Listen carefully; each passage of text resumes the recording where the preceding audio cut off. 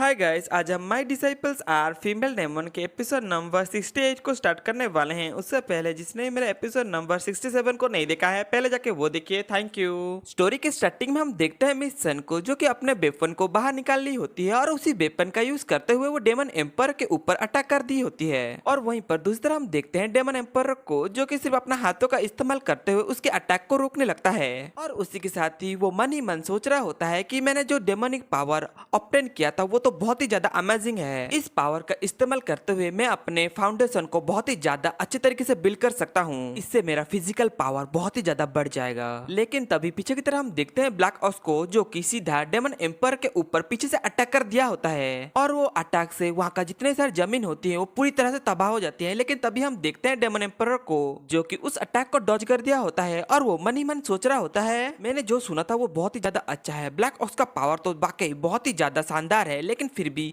ये अपना हाथों का इस्तेमाल करते हुए मेरे ऊपर अटैक कर रहा है। ये इंसान वाकई बहुत अच्छा है, लेकिन इसका फिजिकल अटैक मेरा कुछ भी नहीं बिगाड़ पाएगा। फिर ये चीज सोचते हुए अपना फिस्ट का इस्तेमाल करते हुए वो पहला फिस्ट वो मिस सन के ऊपर मारता है। इसके कारण मिस सन पीछे जाकर गिरती है। और वैसे ही अपना दूसरा वाला पंच को भी वो ब्लैक ऑक्स के ऊपर मारता है, जिसके कारण ब्लैक ऑक्स भी पीछे जाके गिरता है। फिर ये चीज देखकर एम्परर जिंगपिंग भी बहुत ज्यादा घबरा गई होती है और वो बोल रही होती है, मिस्टर ये ने तो बहुत ही आसानी से इन दोनों एम्परर को ऐसे ही हरा दिया कि उनके आगे कुछ भी नहीं है। अब तो मुझे ऐसा लगता है कि इन दोनों एम्परर ने मिलकर भी इसको कुछ नहीं कर पाया, तो मैं क्या कर लूंगी। मैं तो कभी भी मिस्टर ये को डिफीट कर ही नहीं सकती, लेकिन फिर भी मुझे एक बार कोशिश करनी ही चाहिए। फिर तभी डेमन एम्परर उन तीनों एम्परर के आगे आते हुए बोलता है, तुम्हारा कोई भी जरूरत नहीं है कि तुम यहाँ पर मेरे से लड़ने के लिए अपने ह्यूमन फॉर्म को धारण करके रखो।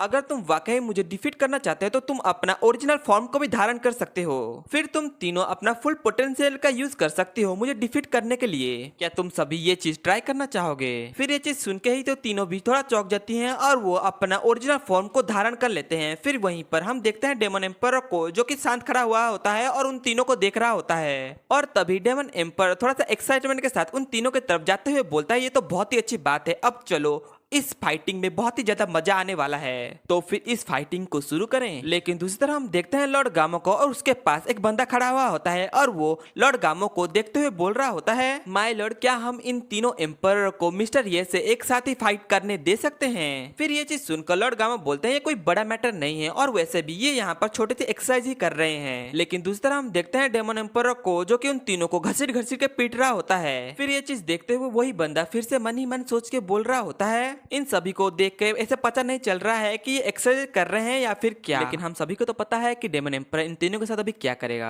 चलो स्टोरी पे आते हैं। ऐसे ही चारों को लड़ते लड़ते 3 दिन बीत गए होते हैं। वहाँ पर वो तीनों पड़े हुए होते हैं और वो डेमन एम्पर सामने से आते हुए बोल रहा होता है, हम यहाँ पर लगभग 3 दिन और 3 रातों से इंटेंस ट्रेनिंग कर रहे हैं। इससे मेरा जितने भी सारे डेमोनिक पावर था वो सारे ट्रांसफॉर्म हो चुका है और वो सारे ट्रांसफॉर्म होके मेरे फिजिकल फाउंडेशन को बहुत ही ज्यादा स्ट्रॉन्ग कर चुका है। अब तो इससे कोई फर्क नहीं पड़ता कि मेरे सामने वाला डेमन कितना ज्यादा पावरफुल है, अब तो मुझे बिल्कुल भी उससे डरने की जरूरत नहीं है। लेकिन दूसरी तरफ हम देखते हैं ब्लैक ऑक्स को, जो कि उसका मुंह कान सब कुछ फुला हुआ होता है और फिर भी वो एम्परर जिंगपेंग को देखते हुए बोल रहा होता है, ओए बाड, अगर मैं यहाँ पर फिर से लड़ाई करने जाता हूँ तो तुम मुझे कभी भी नहीं रोकोगी। लेकिन दूसरी तरफ हम देखते हैं एम्परर जिंगपिंग को, जो कि अपने पेट में हाथ रखते हुए बोल रही होती है, मैं इन 3 दिनों में इतनी ज्यादा पीट चुकी हूँ कि कोई 100 ईयर में भी मुझे इतनी ज्यादा नहीं पीटेगा।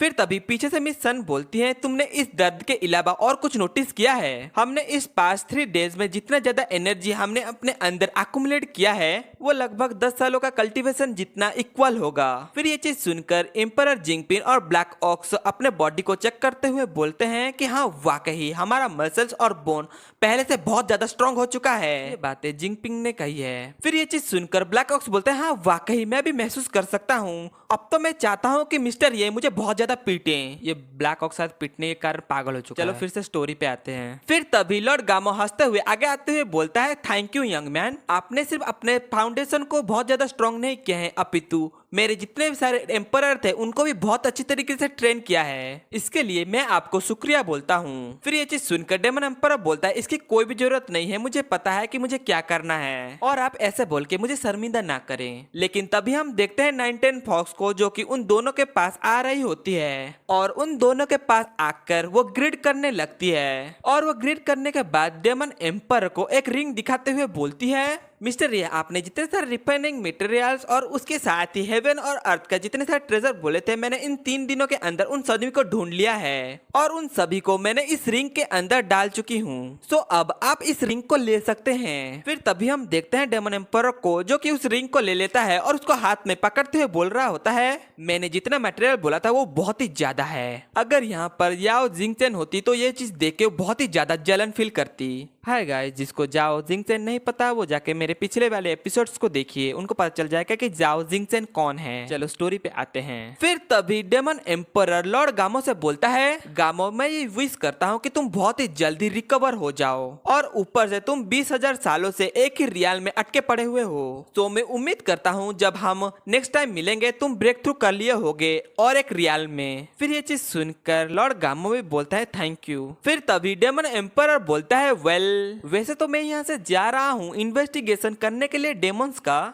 लेकिन मैं चाहता हूँ कि मिशन भी मेरे साथ जाएं। फिर ये चीज सुनकर लॉर्ड गामो बोलते हैं गर्ल अब तुम्हारा टाइम हो चुका है, अब तुम अपने मास्टर के पास फिर से जा सकती हो और मैं तुम्हें आज्ञा दे रहा हूँ कि तुम अपने मास्टर के पास जा सकती हो। फिर ये चीज सुनकर मिस सन भी बहुत ज्यादा खुश हो जाती हैं। लेकिन तभी नाइन टेल फॉक्स बोलती है रुको एक मिनट। फिर वो लॉर्ड गामो के सामने एक मासूम सा चेहरा बनाते हुए बोलती है, लॉर्ड गामो मैं मिस्टर ये के साथ जाना चाहती हूँ उनके साथ। हाय गाइस, अभी के लिए इतना है। इसके नेक्स्ट एपिसोड में देखेंगे क्या nine tail fox demon emperor के साथ जा पाएगी या फिर नहीं। अगर आपको हमारी वीडियोस पसंद आती है तो हमें सब्सक्राइब और बेल आइकन ऑन कर दीजिए। Thank you.